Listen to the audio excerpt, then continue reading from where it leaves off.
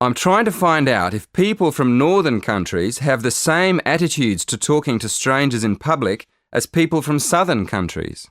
OK, so what have you found out? Well, I found out that in some countries, it's more common to talk in public than in others. For example, people in the UK and Holland don't usually talk to people they don't know, but the Italians and the Spanish seem to be much more open. They chat to people on buses, in shops, in restaurants. So, do you think that people from the south of Europe are friendlier than northern Europeans? Well, it does look that way. Even in the same country. I mean, for example, in comparison with Italians from the north of Italy, the Italians in the south chat much more to each other in public. It does sound interesting. Well, that's fine. I think you've found a good topic. Hi, Barbara. Why don't you join our group? We're going to give a presentation about what we eat at each meal in our home countries. Oh, great. I love finding out about other cultures. So, where do we start? Breakfast? In the UK, we have cereal, toast, eggs, and tea or coffee for breakfast. Have you got that, Mina? Yes, but breakfast in India is completely different. We have a lot of different kinds of breakfast across India, but mostly we eat some type of bread with lentils. Oh, is that right? In China, we have tea with noodles or rice and vegetables for breakfast. So, what do you have for lunch, Barbara? Well, you know, in the UK, we don't usually have a big lunch. We usually just have a sandwich. But it's different in India, isn't it? Oh, definitely. I don't like sandwiches at all. We have rice and vegetables for lunch in India. Yeah, we have a cooked meal at lunchtime too. We usually have noodle soup and the main course. We have our main meal in the evening in the UK as well. Quite often we have chicken, meat or fish with potatoes and vegetables. Hi, Mina.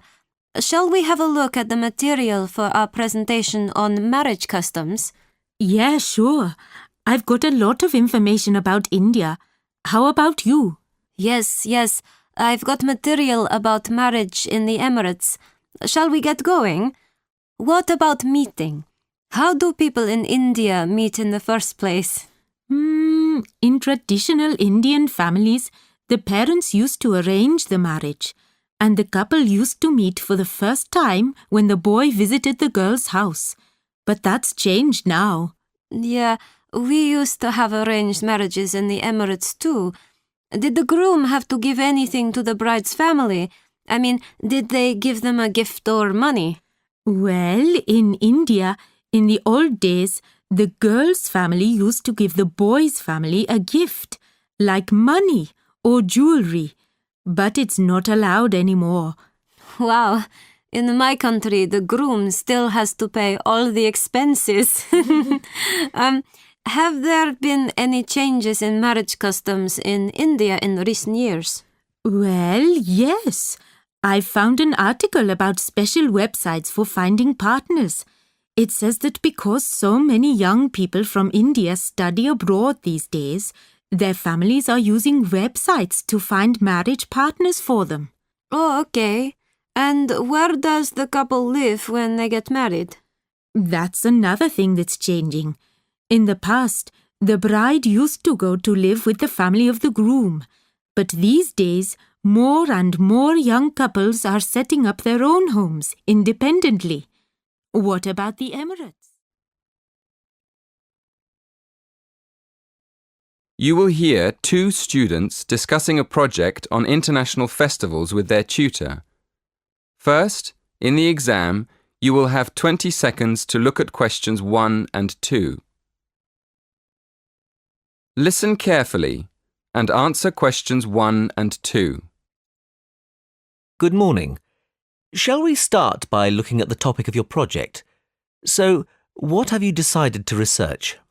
Well, we thought we'd compare festivals in different countries and see if any of them are similar.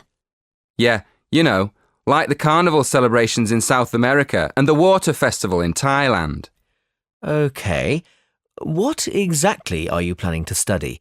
The origins of the festivals? The types of celebration? People's attitudes towards the festivals? We were planning to look at the origins of the festivals and the time of year they're celebrated. We're thinking of looking at the connection between the seasons in different countries and the actual festivals, and then looking for similarities between countries that are quite far apart. Well, that sounds interesting. Did you say you've already started researching into the carnival? Yes. We've already found a connection between the carnival and the seasons. For instance, some researchers say that a very long time ago in Europe, people used to put on colourful masks and costumes at the beginning of the year to celebrate the end of winter, and then they could get ready for spring. Before you hear the next part of the conversation, in the exam you will have 20 seconds to look at questions 3 to 5. Listen carefully and answer questions 3 to 5. Right. And then what happened? Well, as the years went by, the purpose of the carnival changed and it became a religious festival. These days, there are big carnival celebrations in countries all across the world, like Brazil and India and Indonesia. But an interesting thing we discovered is that in some countries, people celebrate the carnival by throwing water at each other in the street. Well, we thought that obviously this is because carnival's celebrated at the hottest time of the year, just before the rainy season. So splashing people with water is a very good way of cooling them down. Before you hear the rest of the conversation, in the exam you will have 20 seconds to look at questions 6 to 10. Now listen and answer questions 6 to 10. Yes, that makes sense. Did you look into any other festivals? Yes, we did. What we're planning to do is more research into water festivals. We found that in Asian countries, where there aren't any carnival celebrations, there are still festivals that involve people splashing each other with water. Actually, we found references to them in Burma, Thailand, Vietnam, China and Japan. But we also found a reference to a water festival in Mexico. So we thought we'd look into that a bit more and see if we can find any similarities between these countries. We realised that water is more than just a way of cooling people down in hot weather. It also has a lot of different religious meanings and purposes. For instance, we found that in some societies, water can mean life or wealth or just luck. Yes, and another thing we found out is that these water festivals often celebrate the beginning of the new year, just like the original celebrations hundreds of years ago before the carnival. So, up to now, we found that the carnival and the seasons are linked by ancient traditions and that water plays an important part in the celebrations. That is the end of section 3. In the exam, you will have half a minute to check your answers.